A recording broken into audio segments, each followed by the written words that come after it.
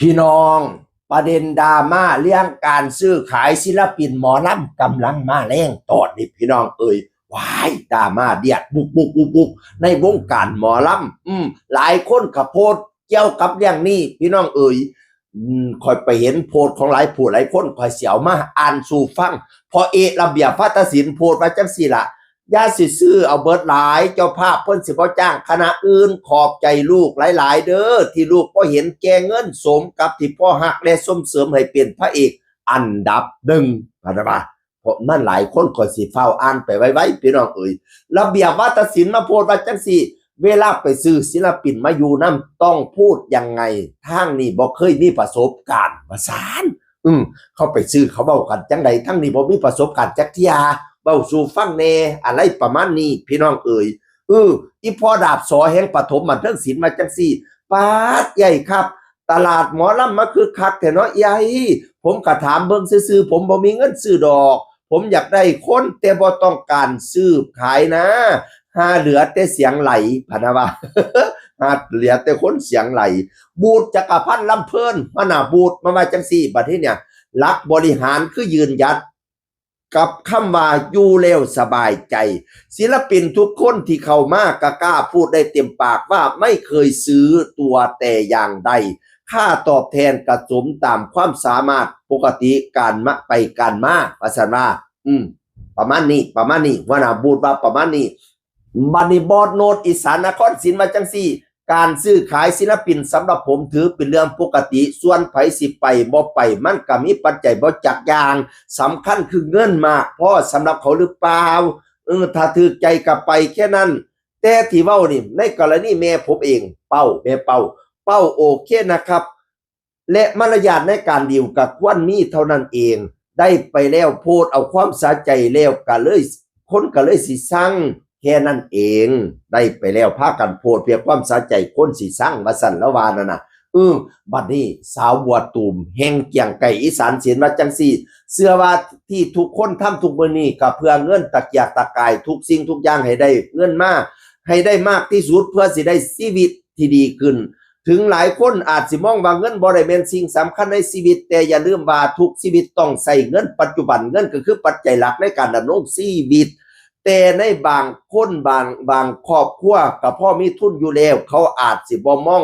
บ่ดิ้นรนอะไรมากแต่เชื่อเถอะว่าไม่มีใครหยุดการหาเงินว่าซั่นว่าเพราะสิ่งที่แน่นอนคือสิ่งที่ไม่แน่นอนว่าซั่นบวชตุ่มว่าจังซี่สาวบวชตุ่มโพสต์อีกถึงขนาดส่งคนมาแสะสอบถามข้อมูลค่าตัวคนนั้นคนนี้ค่าแดนเซอร์นั่นนู่นนี่แต่ก็คงสิเดือดนาดูสตินะคะอย่ามั่วเสียเวลามาแสะกันเลยนะคะเอาเวลาไปพัฒนาซุ่มๆของตัวเองดีกว่าเนาะที่ไหนๆก็มีคนไปคนมาเป็นธรรมดามันอยู่ที่ตัวบุคคลจ้าว่าซั่น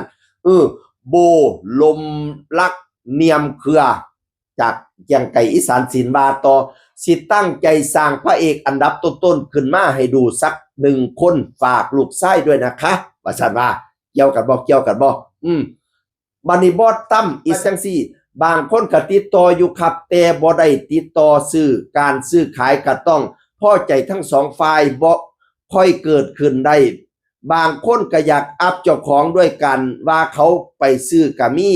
เบิ่งความจริงตั้งใจสร้างขนาดนี้สิเล่นหาคนซื้อด้วยเหตุผลหยังตั้งใจขาดนาดนี้สิเล่นหาซื้อด้วยเหตุผลหยังบอดตั้มเกียงไก่อีสานศิลป์มาจังซี่บัดนี้ผู้ซอยศาสตราจารย์ดรเกียงไก่ปัญญาประเสริฐกุลเจ้าของเกียงไก่อีสานศิลป์มาจังซี่ปกติก็เป็นคนขี้เหนียวแนวบ่เป็นตาซื้อก็บ่ซื้อเงินมีค่ามันหายากซื้อที่ซื้อทางเป็นตามีกำไรไปทางหน้าพุ่นอาจารย์มานอกจากนั้นดรเกียงไก่งับก็มาโพสต์อีกว่านโยบายวง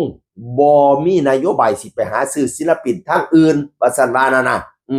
ไม่มีนโยบายที่จะไปซื้อศิลปินทางอื่นนะคะว่าซั่น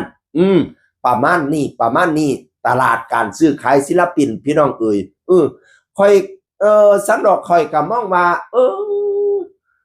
ซื้อขายนี่บ่รู้มีบ่มีแต่ว่าการดำราคานี่ค่อยมองว่าอาจสิมีวงนี้ให้500วงนี้ให้700วงนี้ให้ 1,000 วงนี้ให้ 2,000 แต่ราคาอาจแต่ละวงอาจจะมีราคาอยู่ในใจสันให้เท่านี้สันให้เท่านี้เท่านี้มันก็เป็นตัวเลือกของศิลปินนี่ค่อยว่าศิลปินมองนี่ได้หลายมองนี่ได้น้อยมองนี่อยู่สบายใจอันสวัสดิการไม่จังสันจังสี่มันสิมีดำซุมมือนี่แข่งกันอยู่ในความคิดค่อยเด้อบัดนี้นี่จังสิละศิลปินเขาก็เลยเลือกไปอยู่ทั้งนั้นทั้งนี้ด้วยเหตุผลนี้แต่ละคณะก็เลยมีการทำสัญญาไงก็เลยมีการเซ็นสัญญาเพราะว่านี่แหละเพราะความแน่นอนมันเป็นความไม่แน่นอนเขาเห็นหมองนั่นดีกว่าหมองนี่กว่าดีกว่าเขาก็เลยสิแลนไปก็เลยแต่ละคณะก็เลยต้องทำสัญญาและเครือข่ายภาคีหมอลำบอกว่าใครไปก่อนหมดสัญญาตูนสัญญาแต่ต้องจ่าย2 ล้านและให้วงในเครือข่ายห้ามรับคนนั้นเข้าวงเป็นเด็ดขาดอันนี้เป็นข้อตกลงฉะนั้นแล้วคันบ่อยากให้มีเหตุการณ์ซื้อค่อยกะว่าเหตุการณ์ตูนไปทั้งนั้นทั้งนี้ค่อยกะว่าเขียนสัญญาน่าจะดีแต่ว่าก็หลายวงที่เขาก็บอกว่าอยู่ด้วยใจไม่ได้อยู่ด้วยสัญญาเอาใจวัดใจกันอันนั้นก็เป็นอีกความคิดนึงเนาะก็หลายคนหลายความคิดนี่ละตลาดน้ำวัดหมอลำเป็นจังซี่ล่ะพี่น้องเสียงคนก็เว้าสู่ฟังสวัสดีครับสวัสดีครับ